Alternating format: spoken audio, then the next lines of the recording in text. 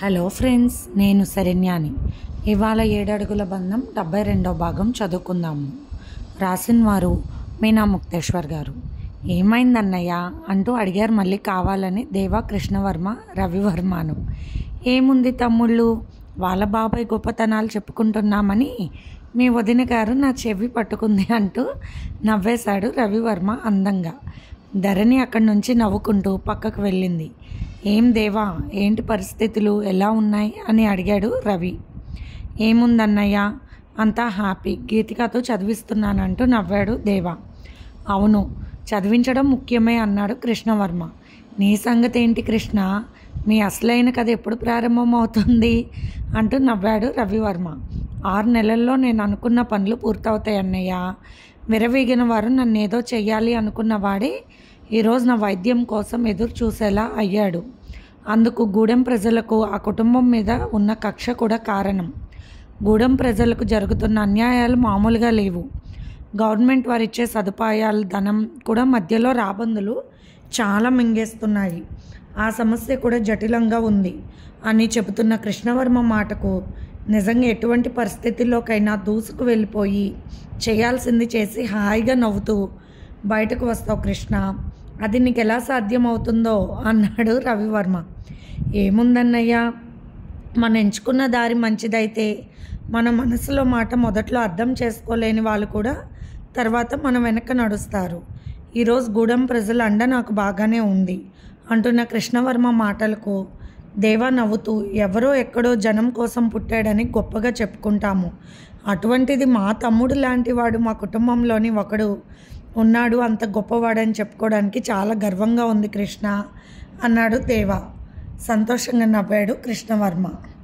అవును, నువ్వు కోరుకున్న అమ్మాయి కోసం ఆమె కుటుంబం మొత్తాన్ని సరిదిద్దాలని, నీ వల్ల మా ఎవరికి కూడా ఏ విషయంలోనూ బాధ కలగకూడదని ఓర్పుగా నువ్వు చేస్తున్న ప్రతి పని కూడా హర్షించదగినది, ఎవ్వరూ చేయలేని సాహసం అని రవివర్మ అంటుంటే, ఏమిటన్నయ్యలు ఇద్దరూ నన్ను పొగడడం కార్యక్రమంగా పెట్టుకున్నారా ఏమిటి అని నవ్వేశాడు కృష్ణవర్మ. లేదు కృష్ణ, ఆ గూడెం అడవి ప్రాంతాలలో నివాసం ఉండాలంటే మనలాంటి వాళ్ళకి ఎంత కష్టమో అది ఊహించుకుంటూనే భయంగా ఉంటుంది. ఒక పూట సౌకర్యం లేకపోతే భరించలేని విసుగు వస్తుంది. అటువంటిది పేద ప్రజల కోసం నువ్వు ఆ విధంగా స్వయంగా కష్టంలోకి వెళ్ళి చుట్టబెట్టుకుని మొత్తాన్ని సమర్థవంతంగా ఎదుర్కోవడం అంటే మాటలు కాదు కదా అన్నాడు రవివర్మ. ప్రజలకు సేవ చేసే గుణం నా రక్తంలోనే ఉంది అన్నయ్య. తాతగారి ధైర్యం, నాన్నగారి తెలివి, అమ్మ ప్రతి మాట కూడా ఒక వేదవాకులా నాకు రక్షగా నిలబడుతుంది. అన్నిటికీ మించి మంచి మనసున్న నా రాజశేఖర్ నిలయ కుటుంబ సభ్యులు ఆశీర్వాదాలు నాకు ఎప్పుడూ ఉంటాయి. ఒంటరి వాడిని నేను అని ఇప్పుడు నాకు లేదు. అందరూ నా వాళ్ళన్న భరోసా, ధైర్యం, పట్టుదల, తెగింపు అన్నీ నాలోనే పెరిగాయి అంటూ నవ్వుతూ మాట్లాడాడు కృష్ణవర్మ. పాపం నా వల్ల ఒక జంట ఇక్కడ తంటాలు పడుతూ ఉన్నారు. వారిద్దరూ ఒకరినొకరు ప్రేమించుకుంటూ బయటపడకుండా నటిస్తున్నారు అన్నయ్య అని నవ్వుతూ చెబుతున్న కృష్ణవర్మ మాటలకు రవివర్మ నవ్వేశాడు. కృష్ణుడిలాగా నువ్వు ఉన్నావు కదా కృష్ణ, కళ్యాణం జరగక ఏమవుతుంది వారికి అంటూ నవ్వాడు దేవా. అవును, తన కళ్యాణం జరగడానికి ఒక రకంగా కారణం కృష్ణవర్మ అని దేవాకు తెలుసు కదా. గీతిక దేవా వైపు చిరుకోపంగా చూస్తుంది. అస్సలు తోడల్లుళ్ళు ఈ విధంగా కాన్ఫరెన్స్ కాల్స్ చేసుకుంటూ గంటల తరబడి మాట్లాడుకోవడం ఎక్కడా చూడలేదు అని నవ్వుతూ రండి అన్నట్లు సైగ చేస్తుంది గీతిక. ధరణి రవివర్మ గారి వైపు చూసి నవ్వుతూ ఉంది. ఇక్కడ మా వదిన నన్ను తినేసేలా చూస్తూ ఉంది అన్నాడు దేవా నవ్వుతూ.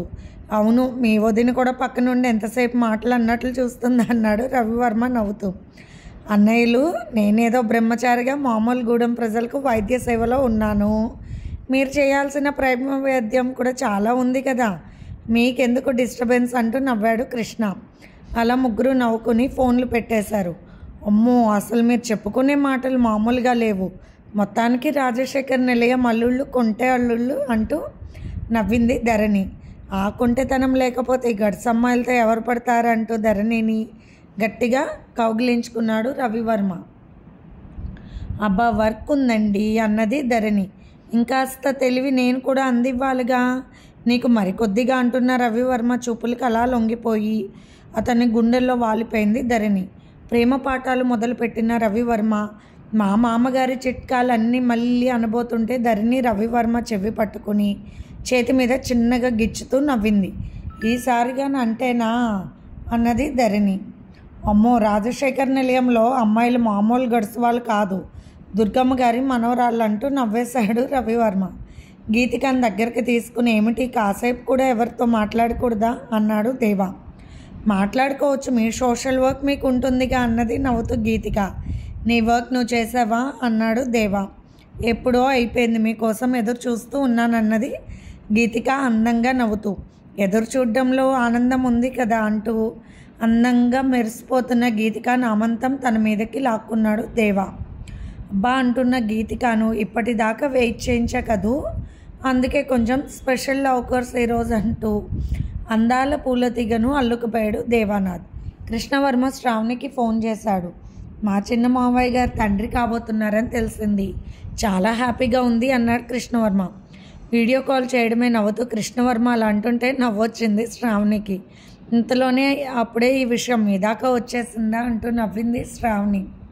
రాజశేఖర్ నిలయంలోని గొప్పతనాలు మేము అలాగే చెప్పుకుని సంతోషపడతాము, ఎంతైనా ముద్దుల్లాళ్ళము అన్నాడు కృష్ణ నవ్వుతూ. ఇంకా తమరు రాజశేఖర్ నిలయానికి అల్లుడి గారు కాలేదు, అయినా అప్పుడే అన్ని విషయాలలో అగ్రతాంబూలం మీరు అందుకుంటున్నారు అంటూ నవ్వుతూ ఉంది శ్రావణి. ఏంటి ఈరోజు బంగారు బుజ్జి పట్లంగా బంగారు రంగు ఓణిలో బంగారు కన్యలా మెరిసిపోతున్నావు అంటూ ఆనందంగా చూస్తూ నవ్వాడు కృష్ణవర్మ. నా కృష్ణయ్యకు మనస్ఫూర్తిగా పూజ చేసుకున్నాను అంటూ సంతోషంగా చెప్పింది శ్రావణి. అంటే ఈ కృష్ణాన్ని మర్చిపోయావా అన్నాడు నవ్వుతూ కృష్ణవర్మ. అల్లరి కృష్ణవర్మ ఎప్పుడెక్కడుంటాడో ఏం చేస్తాడో తెలియడం లేదు.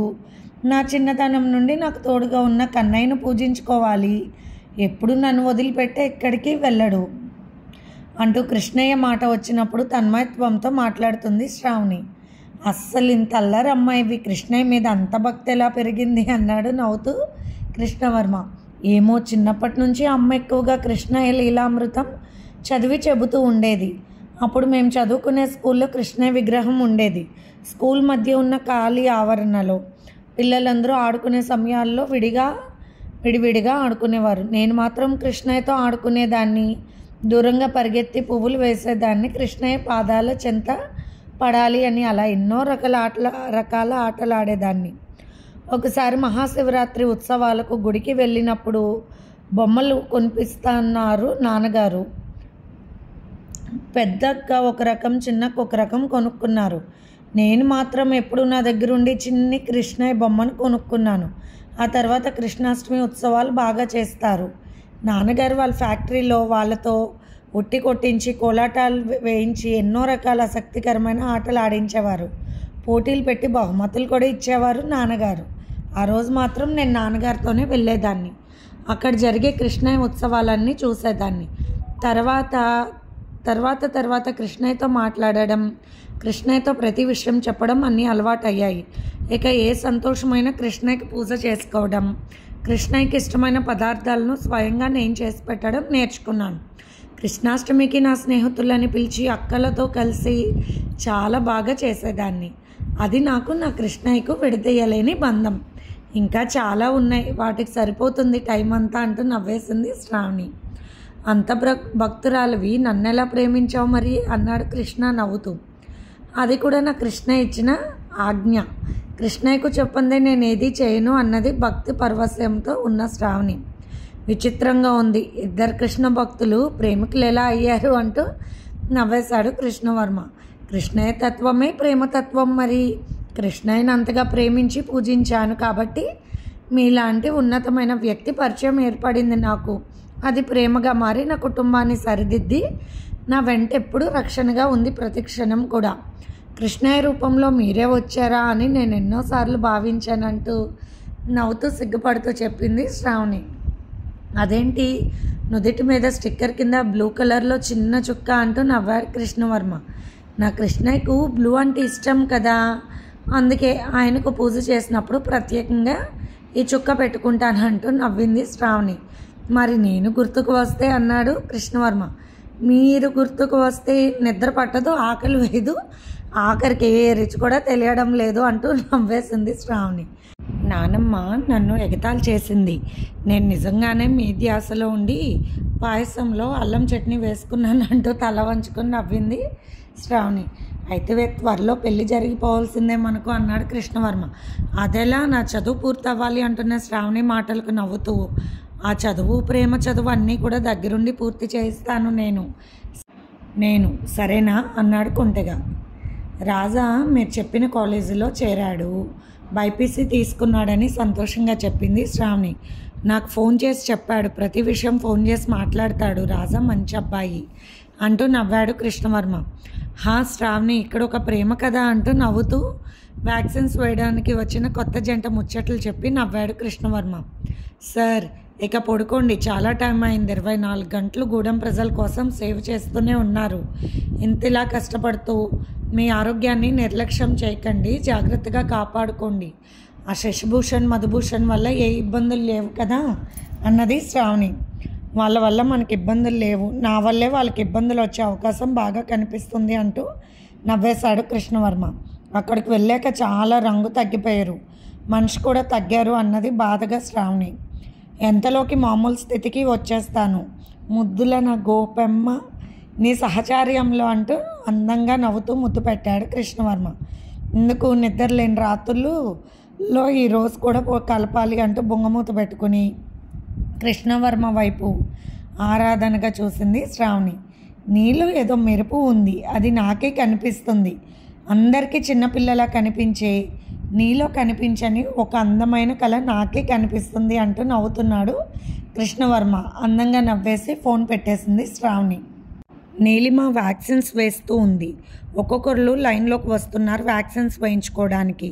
ఒక పక్క కృష్ణవర్మ శాంపిల్ కోర్స్ ఇంజెక్ట్ చేసి వారిని ఒక చోట కూర్చోబెడుతున్నారు కాసేపు. ఆ తర్వాత నీలిమ యశ్వంత్ వాళ్ళ దగ్గరకు లైన్గా వచ్చి నిలబడుతున్నారు. ఒక్కొక్కరు నెత్తి మీద కోడి ఈకలు, ఒళ్ళంతా గుడ్డ పీలకలు విరపోసుకుని ముడులు పడిపోయిన తలకట్టులు అస్సలు శుభ్రంగా లేని వారి వైపు చూసి నీలిమ ఇబ్బందిగా ఫేస్ పెట్టుకుని, మాస్కులు, చేతికి గ్లౌజులు, ఒళ్ళంతా సేఫ్టీ కోట్ తొడుక్కుని ఉన్నా కూడా ఇబ్బందిగా ఫీల్ అవుతుంటే నీలిమ వైపు చూసి నవ్వేశాడు యశ్వంత్. అంత భయం ఉన్నదానివి అసలు డాక్టర్ కోర్స్ ఎందుకు చదివావు అంటూ నవ్వేశాడు. అదే ఇప్పుడు ఆలోచిస్తున్నాను, ఇలాంటి చోటుకు రావాల్సి ఉంటుందని నేను కలలో కూడా అనుకోలేదంటే యశ్వంత్ వైపు ఒక రకంగా చూస్తూ బొంగమూత పెట్టుకుని ఉన్నది నీలిమ. వర్క్ చేస్తూనే సరదాగా మాట్లాడుకుంటూ ఉన్నారు యశ్వంత్, నీలిమ. వారి మాటలు కాస్త దూరంలో ఉన్న కృష్ణవర్మకు వినిపిస్తూ నవ్వుకుంటూ ఉన్నాడు. మనతో పాటు చదివిన సింధు తన పల్లెటూరులోని అన్ని గ్రామాలకు దగ్గర ప్రాక్టీస్ పెట్టుకుందంట. ఆమెకు అన్ని గ్రామాల వాళ్ళు సహాయం చేశారంట. నిజంగా అటువంటి త్యాగగుణం ఉండాలి డాక్టర్కి అన్నాడు యశ్వంత్ లోపల నవ్వుకుంటూ. ఉంటారులే, మాటలు చెప్పడానికి బాగానే ఉంటాయి, వచ్చింది పల్లెటూరు నుండేగా, కొత్తగా ఏముంది, నాకంటే నేను పెరిగింది సిటీలోనూ లగ్జరీగా పెరిగాను, అందువల్ల ఇబ్బంది అని అనుకుంటున్నాను అంతే. అయినప్పటికీ డాక్టర్ కోర్స్ చదివి నేనే కదా ఇక్కడికి వచ్చి ఇలాంటి వాళ్ళకు వైద్యం చేస్తున్నాను అంటున్నా. నీలిమకు దగ్గరగా వచ్చిన ముసలవ్వని చూసి భయపడిపోయింది ఒక్కసారిగా. ఆమె ముఖంలో ఫీలింగ్స్ చూసి తెగ నవ్వుకున్నాడు మనసులో యశ్వంత్. ఇంతలో యశ్వంత్ ఫోన్ మోగింది. నీలిమ వైపు చూసి ఒక పక్కగా వెళ్ళి మాట్లాడుతున్నాడు యశ్వంత్. ఇంకెవరు, ఆ సింధు అయి ఉంటుంది, దాని గొప్పతనాన్ని చెప్పుకోవడం మొదలుపెట్టినట్లుంది. మగవాళ్ళ బుద్ధి అంతే, ఎవరైనా ఇష్టపడి వెంటపడితే అలసగా చూస్తారని చిరాకు ఒక పోటు పొడిచింది ఇంజెక్షన్. అబ్బా అంటున్న అవ్వ వైపు చూసి ఈ వ్యాక్సిన్ ఇలాగే ఉంటుంది అంటూ కోపంగా మాట్లాడింది నీలిమ. అదేంటి, మా ఆయనకు నొప్పిలోకుండా చేసావంట కదా, తెగ మెచ్చుకుంటున్నారు. మగవాళ్ళకి మెత్తగా, ఆడవాళ్ళకి గట్టిగా పొడుస్తూ ఉన్నావా ఏంటి పిల్ల అంటూ రుసరుసలాడుతుంది అవ్వ.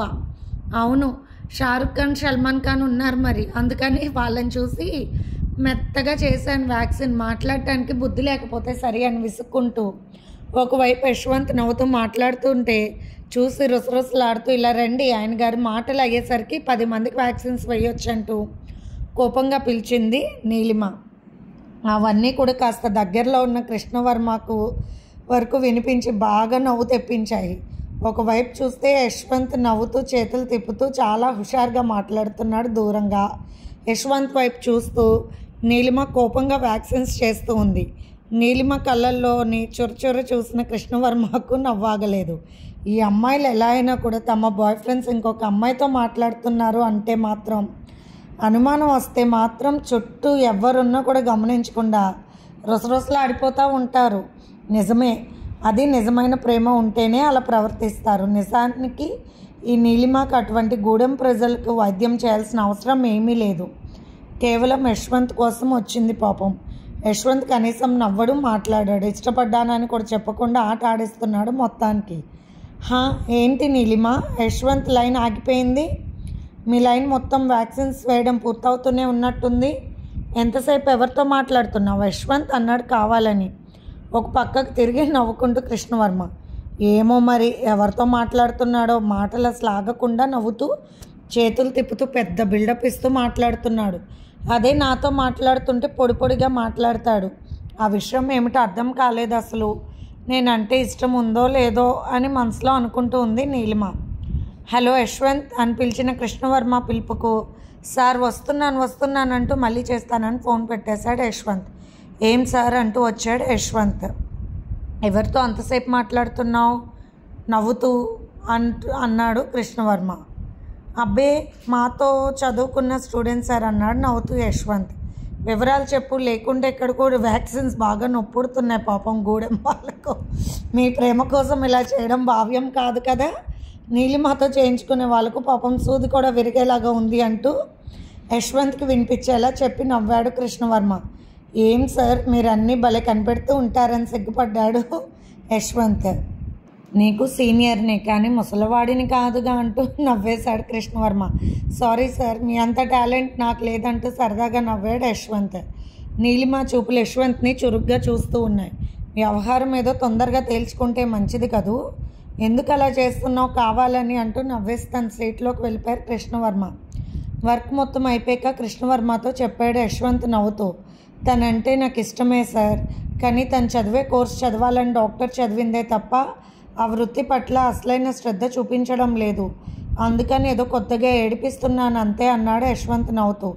యశ్వంత్ అలా అమ్మాయిలను మొండిగా ఉడికిస్తూ అల్లరి చేసే రోజులు పోయాయి. ప్రేమగా దగ్గరకు తీసుకుని మీ దారిలోకి మళ్లించుకోవడం సులువు మార్గమేమో గమనించవచ్చుగా అన్నాడు నవ్వుతూ కృష్ణవర్మ. అవును సార్ అన్నాడు నవ్వుతూ యశ్వంత్. మనల్ని ఇష్టపడే వాళ్ళని పొందడం అంత సంతోషం ఇంకొకటి ఉండదు యశ్వంత్.